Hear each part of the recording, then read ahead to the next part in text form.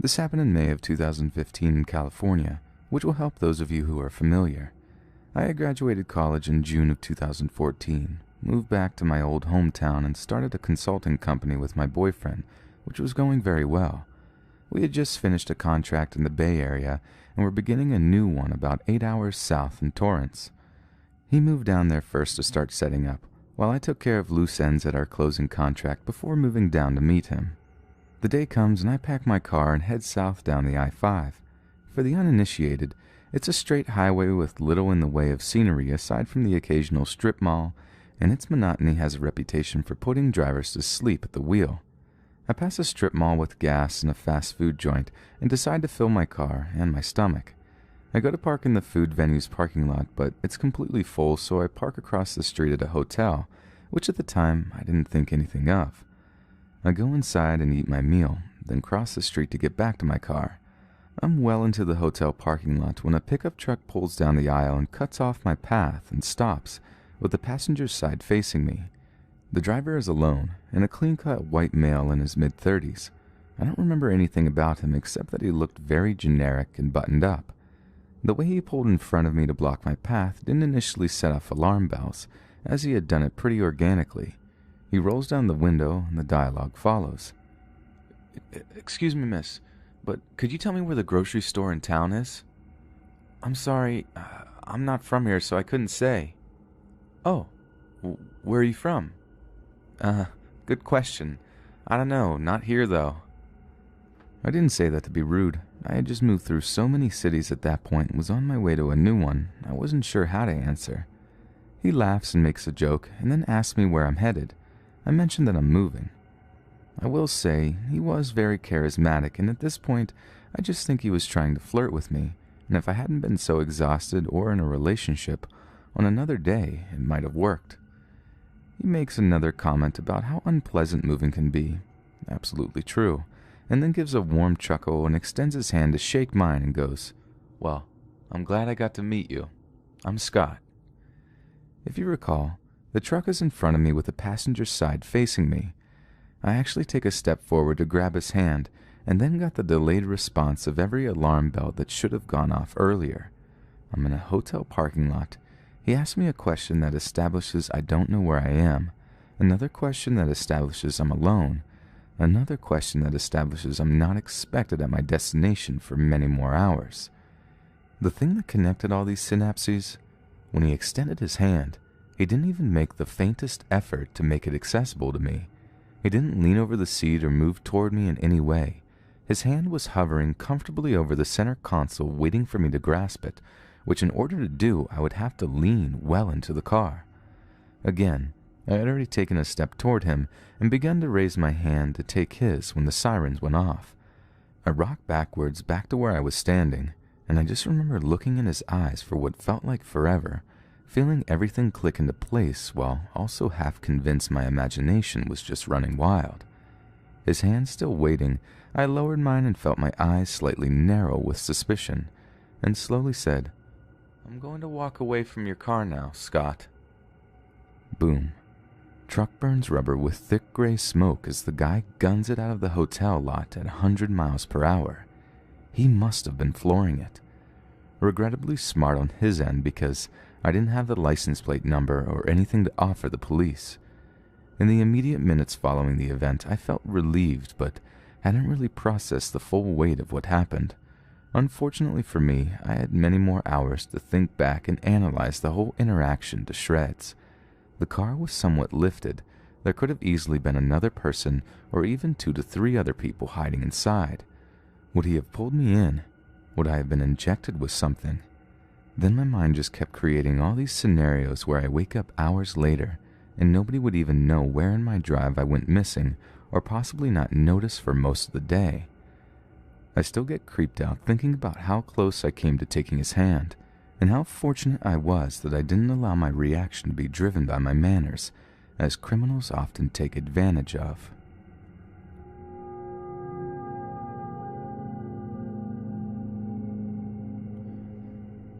I had just moved into a new flat with some friends for university. At this point, we didn't know the area well and were still getting our feet on the ground. We had a large chain supermarket a few blocks from us, and none of us had a car, so that's normally where we'd go for shopping because it was in walking distance. The supermarket had a foyer with some benches, so normally whoever finished shopping first would wait for the others there. On this day, my flatmate Kate finished shopping before the rest of us, so she went to wait out front. It was late evening and the store was winding up, so she basically was alone in the foyer. She buried herself in her phone when a man sat down next to her on the bench, much closer than was comfortable.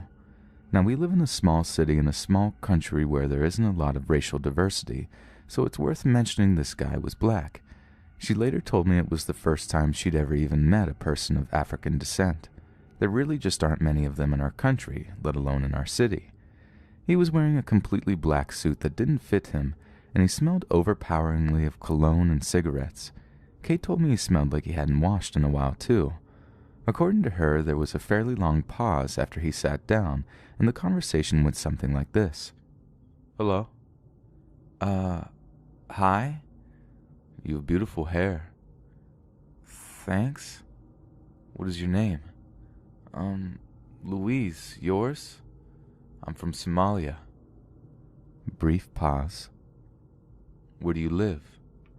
It was at this point I had finished and came out to meet her. I could immediately tell how tense and uncomfortable she was. As soon as she saw me, she jumped up. I can still remember his face. While he was talking to her, he had this kind of creepy fixed grin, all teeth and roaming eyes that were all over her. As soon as he saw me, the smile was gone, replaced by a completely blank expression. He got off the bench almost before she did and turned and walked toward the store entrance, as if he was trying to pretend I couldn't see him that way. On the way home, she told me how creeped out she was, and how she'd probably take her motor scooter to a different store in the future. I thought she was overreacting, but she should do whatever makes her feel safest, I thought. She was only 18 and pretty sheltered. This kind of thing had never happened to her before. A few hours after we get home, I'm just about to go to bed. While I'm brushing my teeth, I hear someone knock at the door. We hadn't been living there long, and we'd literally never had someone come to the door like that, let alone near midnight. I was immediately on edge. As I opened the door just a crack, I put my full weight against the frame to stop it getting forced open. There on the doorstep was the guy from the supermarket. He had his creepy fixed smile on again. "Can Louise come out?" At first I couldn't really understand his accent, but I worked him out after a few seconds. "Nobody with that name lives here." I didn't know Kate had been smart enough to give him a false name, but it didn't matter. When I said that, he dropped the smile but didn't walk away. Instead, "Can I have your phone?" "No."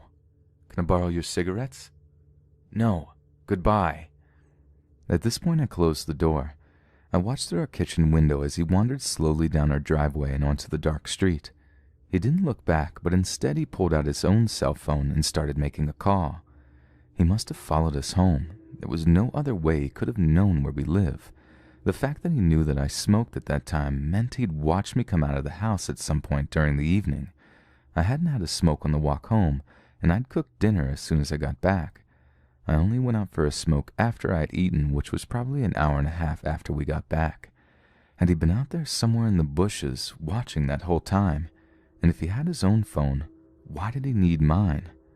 I told Kate and made sure to keep all doors and windows locked. I was shaken up, and I didn't sleep much at all that night. But by the next day, I'd calmed down and put it out of my mind. A few days later in the early afternoon, while I was biking to work, I saw him walking near our house. He was wearing the exact same clothes as before, on the phone and smoking a cigarette. Almost as soon as I got to work, I got a call from one of my flatmates. The guy had knocked on the door again, once again asking for Louise. I told him the story quickly before I clocked in for my shift, and he promised to keep an eye on things during the evening. That was the last I heard of our odd visitor for months. Eventually I learned our neighbors over the road were refugees from Somalia, and one afternoon I introduced myself to them and started chatting about neighborly stuff. They were a house of 4 middle-aged single mothers, all with young kids and absent fathers who had either been killed in conflict or had been denied refugee status. To put it lightly, Somalia really didn't sound like a great place to live. It turns out my town has a very small but close-knit community of Somalians, only about 150 people, almost all of them refugees.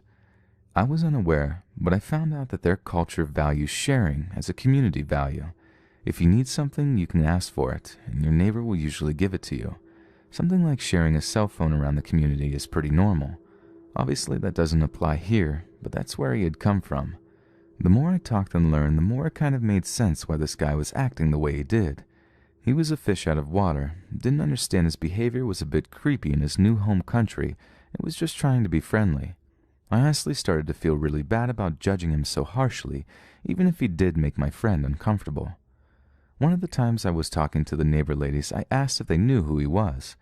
At first they were confused and weren't sure who I was talking about, but as I started describing him, they went away from my friendly, laughing neighbors to deadly serious. They started asking questions about him. When was he here? What did he want? Who was he on the phone with? Suddenly I was the one getting grilled. Eventually they started explaining what they knew. They knew of him, but didn't know him personally. According to them, they thought he had been involved in human trafficking back in Somalia. In fact, the exact word they used was slavery. They didn't explain much, and I understood from what they said that the trafficking generally involves young, beautiful girls, a lot like my flatmate Kate. They wouldn't tell me his name, and they didn't know what he did for a living now that he was here. They told me since he had been in our country, he'd been in constant trouble with the police for following young women, even though he was apparently married to someone back in Somalia. They found that to be the most dishonorable thing about him, even though he had been arrested a few times for theft. They didn't really like him because they felt that people like him gave their community a bad name. A year or two went by after this, and by total chance I saw a short article in the newspaper. The headline was something like, "Refugee Convicted of Sexual Assault." His name was suppressed, but the article revealed he was Somalian.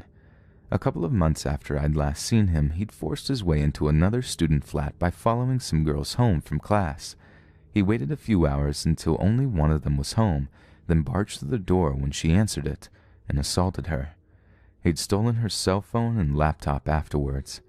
That kind of thing almost never happens in our city, and the similarities between what happened there and what happened to us made me certain it was the same guy. I never found out what happened to him after that, but I hope he's still in prison. I really don't think less of the local Somalian community because of him, though. The ladies I was friends with were some of the nicest and friendliest people I'd ever met. The hardships they've gone through aren't something anyone should have to experience, and for them to come out smiling and positive takes a strength I don't think I could ever possess.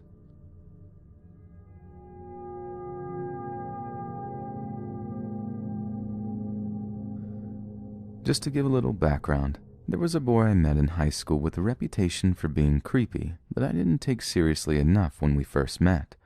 I could talk for days about the hell he put me through over the past 9 years, but I only wanted to recount the story of our most recent encounter. This happened a few months ago while I was still living in an apartment in the town my college is in. I have since moved back to my hometown to live with my parents while I finish up school, since I finally have a car and the commute is usually less than 30 minutes, plus housing in the town where my college is so expensive. Final bit of background. Although I know that this guy has a weird obsession with me, it had been nearly a year to this day since he had last tried to contact me, and more than that since I had run into him in person, so he wasn't exactly at the front of my mind. In high school, my friends and I were always very careful with my home address, and I am thankful he doesn't know where I live now. Over the summer, I joined a slow-pitch co-ed rec softball team. I hadn't played since high school, and being back on the field was such a joy. I'd invited a few of my coworkers to the game since we were fairly a tight-knit group.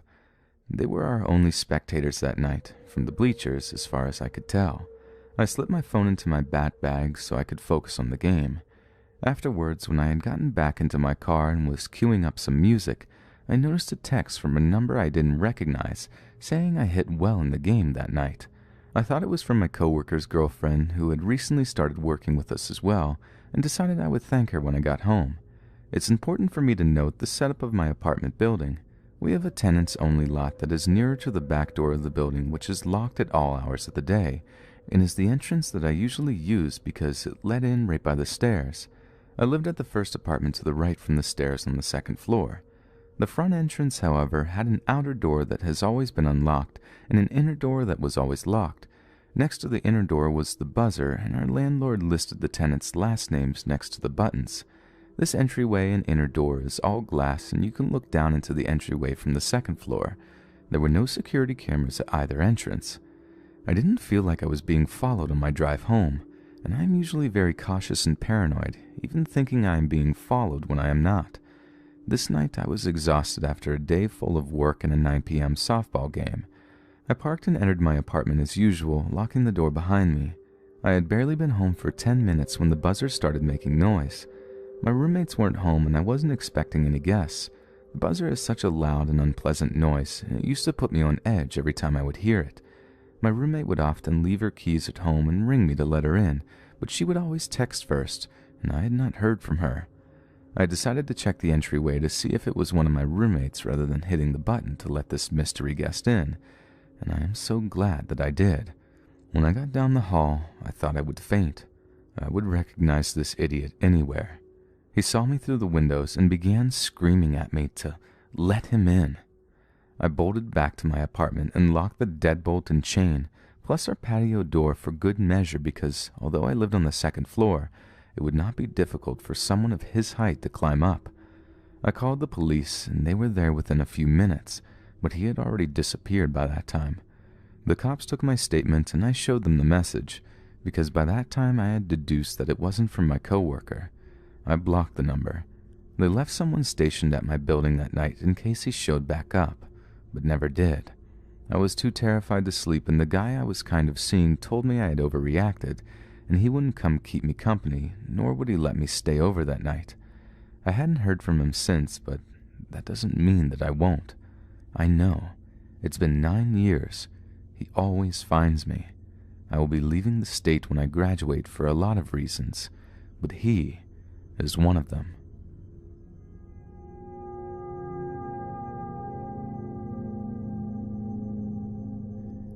When I am bored, I sometimes hop onto Tinder to meet new and interesting people. I rarely attempt to meet these people in person, and when I do, it is normally just to meet up. Well, this is one of those nights I met a really nice-sounding woman who said she loved caffeine and video games. We were talking for a while that night, and when I was ready to jump off and go to bed, she asked if I wanted her number.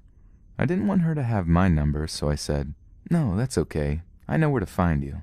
And I meant on Tinder. Flash forward to the next day, when the new Assassin's Creed Origins game came out. I had pre-ordered the games months before and walked into literally the closest GameStop to my house, and guess who I see behind the counter? She had a sheer look of horror on her face, but I hadn't quite figured out it was her yet. There wasn't much of a line, and I got up to the register, and she yells loud enough so everyone in the store could hear, "This is what you meant?" And she stormed off to the back room, and a couple of minutes later, another employee came out and asked me to leave. One thing I should point out is that in person, this girl looked nothing like her profile picture, so I still didn't know what was going on.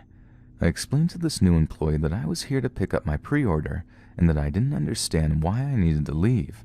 They then threatened to call the cops if I didn't leave. I just gave up and left.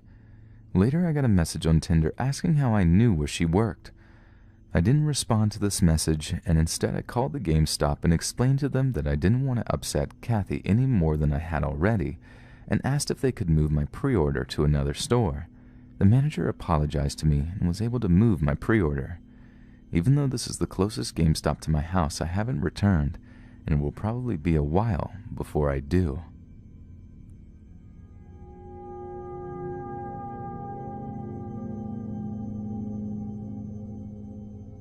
This occurred some years ago in 2012 when I was 18.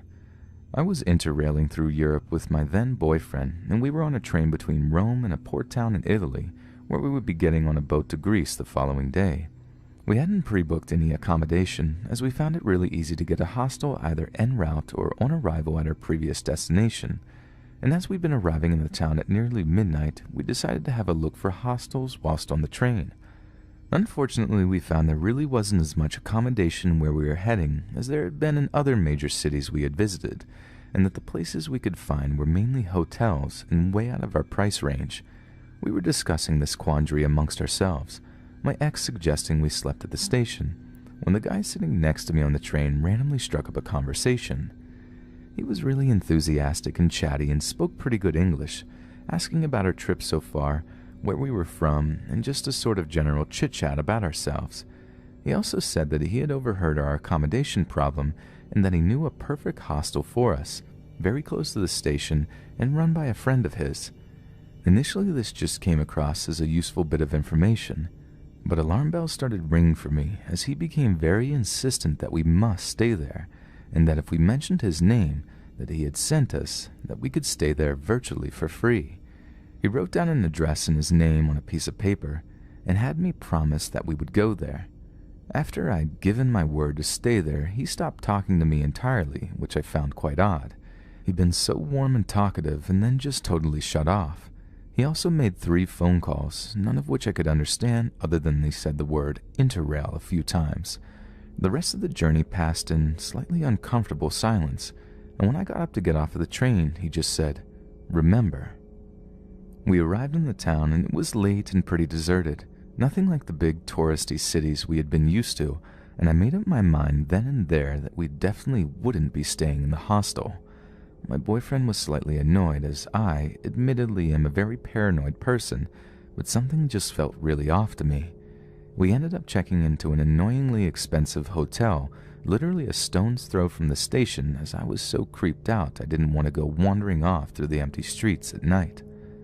Whilst at the hotel, I decided to look up the address he gave us.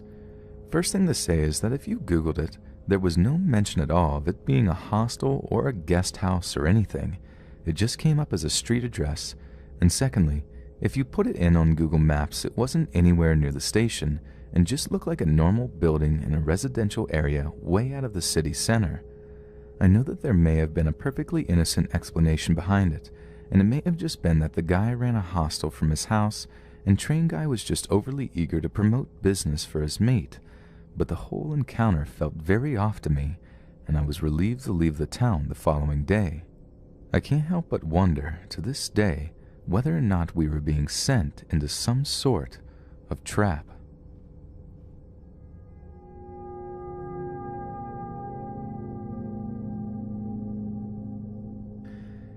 It was late at night one day and me and my mom hadn't eaten any dinner, and we hadn't been grocery shopping, so we decided to go order from a local Chinese shop. So me and my mother placed our orders and went to the Chinese shop. When we got there, there were 2 guys standing in front of the shop. This wasn't too unusual since homeless people hung out there all the time, mooching money. When we first went in, I saw no one in the store, so we went in and looked around, and then suddenly one of the workers there popped up behind the counter. She looked shocked and confused at first. We told her our order and then we left. I looked at my mom, who had a pale look on her face. When I started to head to our car, I noticed one of the guys approach me. I guess coming from a violent city, I guess fight or flight kicked in. I'm still shocked at how I responded, but I practically jumped in my car. I guess my pursuer gave up, which was one of the 2 men. However, the other men decided to approach my mom's side, which was the driver's side. My mother instantly put it into gear and drove away, and he was right by the window. No big deal, right? I might be jumping to conclusions, so me and my mom decided to go uptown to the town's soda machine. When we got there, my mom began to get sodas. After a while, I noticed a figure approaching. It was in a big part of the neighborhood, and it was late, so I wanted her to hurry. I then noticed as the dark figure got closer, it was the same man who approached my mother's side of the window. She got back to the car before the figure approached. The soda machine wasn't far from the Chinese place, but still a bit of a distance, so I think the guy followed us there. When we drove off, the guy took the hood of his coat and pulled it down to hide his face, and when we passed him in a car, he began to run away. While we were driving, I asked if the worker at the Chinese place was hiding from the 2 guys, and she gave me this sideways glance and said, "No, she was loading a pistol." And we drove in silence on the way home.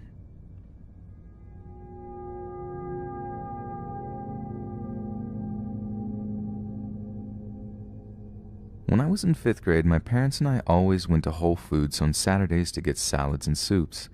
I live in a very nice part of Illinois, the North Shore, with few serious crimes, little to no homeless people or creeps in general, and I was too young to be catcalled. We walked into the store, went to the usual salad bar, and my parents started making their salads. I was alone and had noticed a very tall man wearing a trench coat smiling at me. Thinking nothing of it, I waved to him and started making my salad. He started to circle the salad bar, each circle getting closer and closer to me. However, my back was turned to him and I didn't notice. Before I knew it, he was literally standing right behind me, opening his trench coat, basically trying to shove me in it. My dad noticed this and started yelling uncontrollably, "Hey, what are you doing? Get away from my daughter!" That's all I remember him saying before the man was roughly escorted out of the store. We were told by the manager that this man had been circling the salad bar for 4 hours, but since he technically wasn't doing anything wrong, they couldn't take any precautions. Well, until he tried to kidnap me. I was so scared for months after that. I'm 21 years old and still have not stepped foot in a Whole Foods.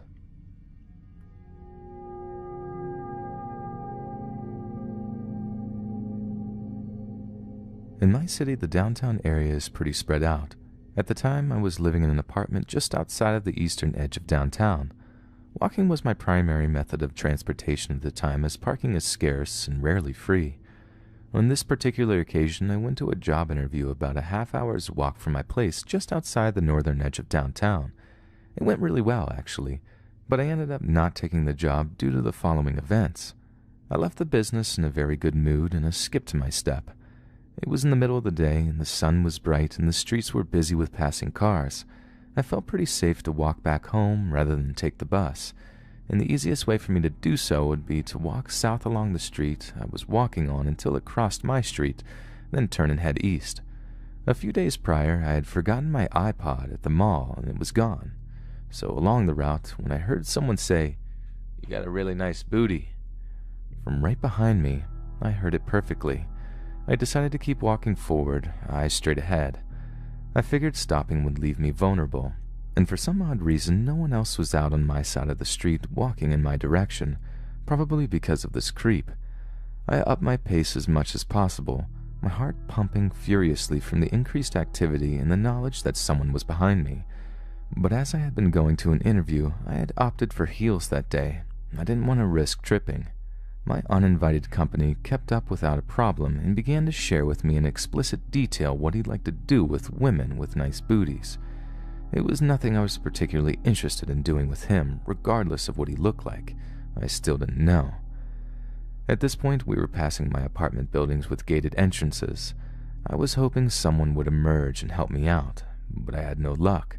I was too nervous to turn down a side street, not knowing if there would be an area that would be perfect for this not-so-gentleman to do exactly what he was describing to me. For what seemed like eternity, this man with a gruff voice followed me and didn't stop talking. At one point, he described the differences in the niceness of booties by ethnicity and began trying to guess mine, based solely on the appearance of my rear and hair color, I guess. Finally, as I was approaching the street I needed to turn on, I noticed the thrift shop coming up was open. Not only was it open, but the door that's normally closed that faces the street I was on was open. Double doors propped open by chairs with a large sign over the entrance announcing some groundbreaking sale. I still had no clue if my follower had a weapon. He hadn't touched me with an object or any part of his person yet, so I decided to keep my pace. But when we reached the thrift store, I made a sharp left and sprinted into the shop about halfway through. I turned when I was on the other side of the pay counter, which was a combination jewelry display and cashier setup right in the center of the store. There was a man standing at the door, staring into the store. He wasn't looking at me. It kind of seemed like he was looking into space. He had long dark gray hair and an unkempt beard that was mostly black. His skin was dark, but more like it had been exposed to the sun rather than naturally dark. He reminded me of Brock's dad from Pokemon when Ash first runs into him outside of Pewter City, in a green coat a few sizes too big and faded jeans. The cashier turned to see what I was looking at. She yelled, "Hey, get out of here!" Her words seemed to shake him out of his trance, and he took off the way he had come. She asked me if I wanted to look at anything in the jewelry cases. I shook my head no, still a little winded from the experience to talk. I walked over to a sofa and sat down. I pulled out my phone and called my then boyfriend, now husband. He came to collect me and took me home. He ended up staying the night to calm my nerves. It ended up being a nice night filled with Netflix, takeout, and snuggles. But I walked a lot less after that and moved out of the area shortly thereafter.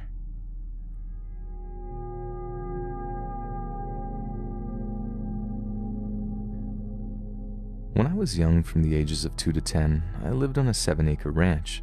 There was a small house in front of the property where we lived, a huge grass yard and cabinet shop behind it, and an orchard in the very back full of walnut trees. My father was a carpenter that always worked in the shop, and my mother was a school teacher that was almost always busy.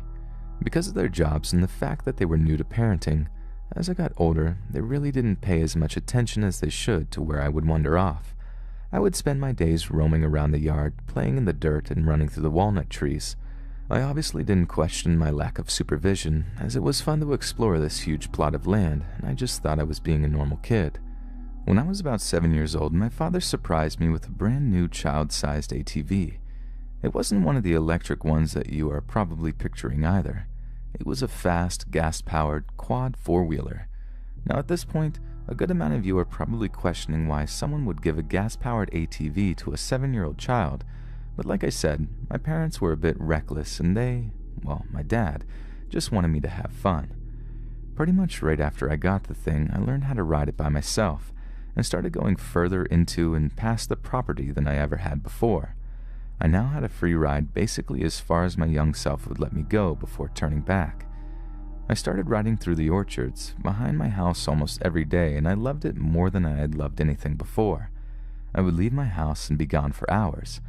After a while, I gradually started roaming farther and farther away from my house as I became more brazen and a little older. I would ride down this dirt path that leads past what I assumed was our neighbor's land into a ditch that held water.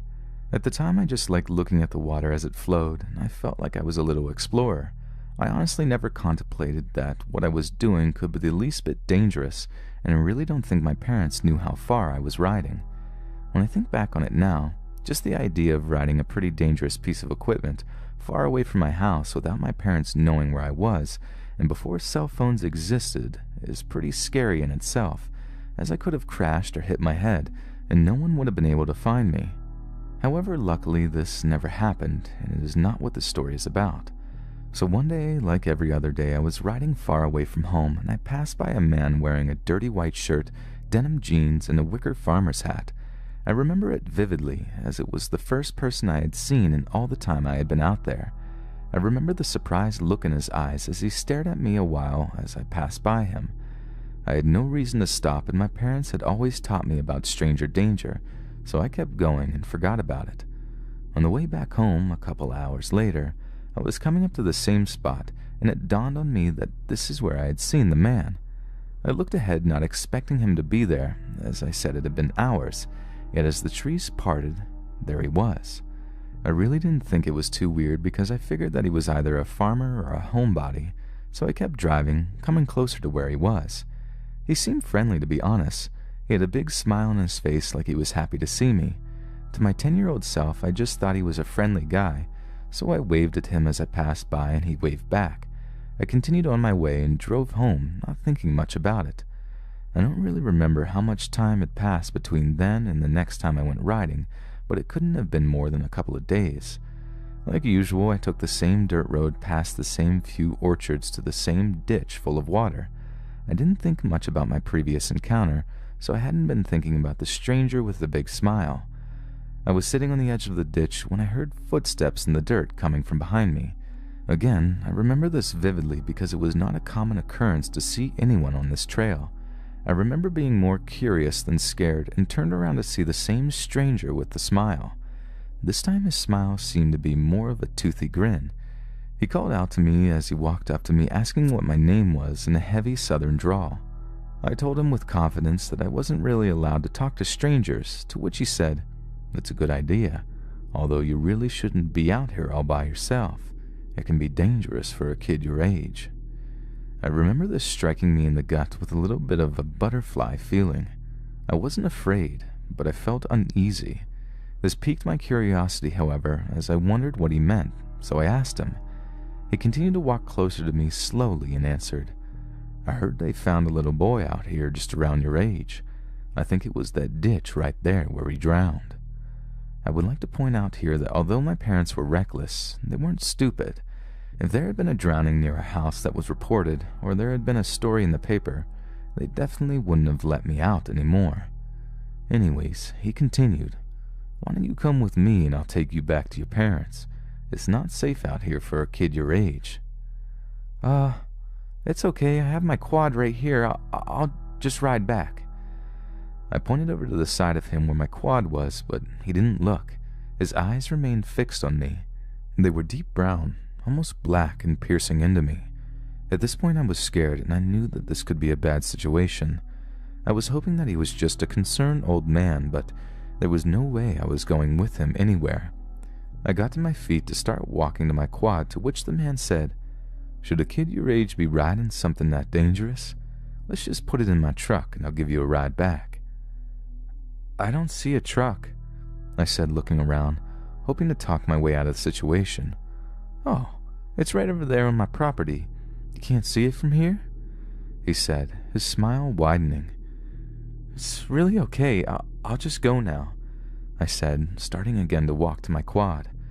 But as I passed him, he reached and grabbed my arm. "You really shouldn't be out here," he said, staring me deep in the eyes. "It's not safe for little kids." "Let me go, you're hurting me," I shouted, starting to panic, but this only made him grip tighter. "Maybe you don't deserve to go back home. What kind of parents would let their kid out here all alone? Maybe you should come home with me, and I'll take care of you." At this point, I was about to pee my pants. I was freaking out, and I started to scream. I don't know if I was saying anything. I just know I was screaming as loud as I ever had before. This only seemed to anger him, as his once toothy grin turned to a face of anger.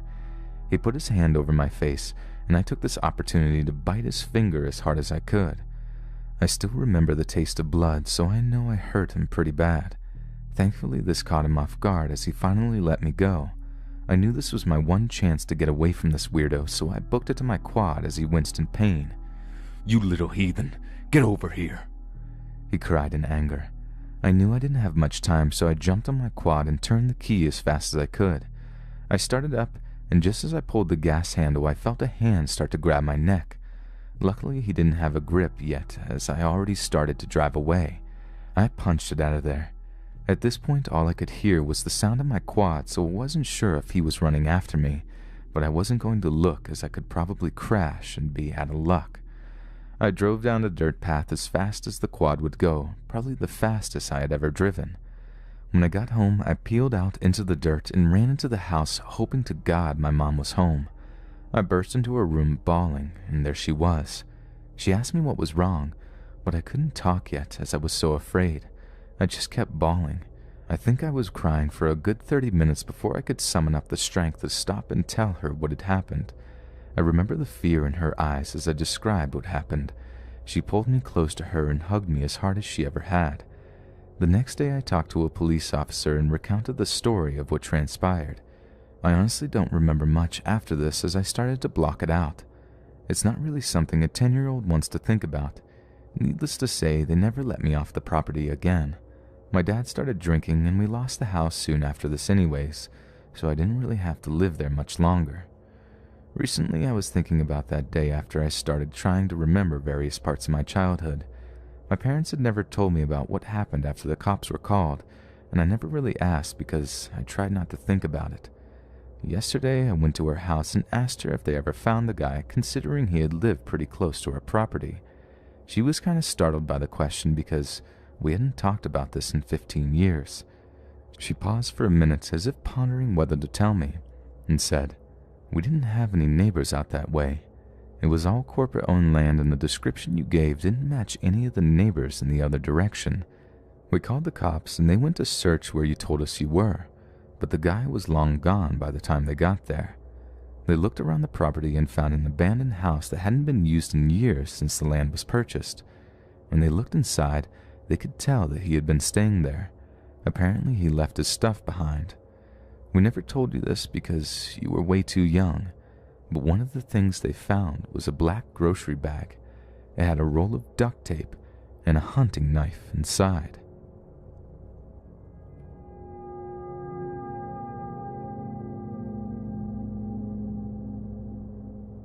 I was recently reminded of something that happened to me when I was 8.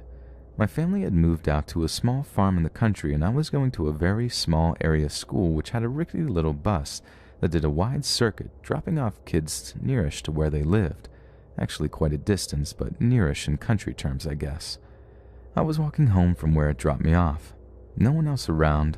Shingle road with only paddocks, fields on either side, no houses in sight, when a car came down the road and stopped by me. The man in it wound the window down and called to me. I was a bit wary but stopped since he was talking to me. He asked if I knew where any dairy farms were. Now, having just moved to the country, I didn't know exactly what a dairy farm was, and in New Zealand we call corner convenience stores dairies in the cities, so I was picturing some sort of farm with a little shop, which seemed a bit odd to me, but I said I didn't know about any. Then he suggested I get in and I could help him look for one, leaning over and opening the passenger side door. Fortunately, I was close to our farm, so I said I had to go, then dashed through the nearest fence and went diagonally across the fields towards home, which, while I thought that was a bit sketchy at the time, looking back now, there's no way a man would ask some random little kid to get in their car to help them look for a dairy farm, not even a specific farm, and holy crap, what a narrow escape. Thank cripes I didn't know what a dairy farm was. I don't think there was any around that way, either. Hey friends, thanks for listening. Be sure to subscribe and click that notification bell to be alerted of all future narrations. If you got a story, be sure to submit them to my subreddit, r/Let's Read Official, and give and receive feedback from the community, and maybe even hear your story featured on the next video. And join my Discord to interact with me and other listeners directly. And if you want to support me even more, grab early access to all future narrations for just $1 a month on Patreon, and maybe even pick up some Let's Read merch on Spreadshirt. And check out the Let's Read podcast, where you can hear all these stories in long compilation form and save huge on data, located on both Spotify and Apple Podcasts. Links in the bio. Thanks so much, friends, and I'll see you again soon.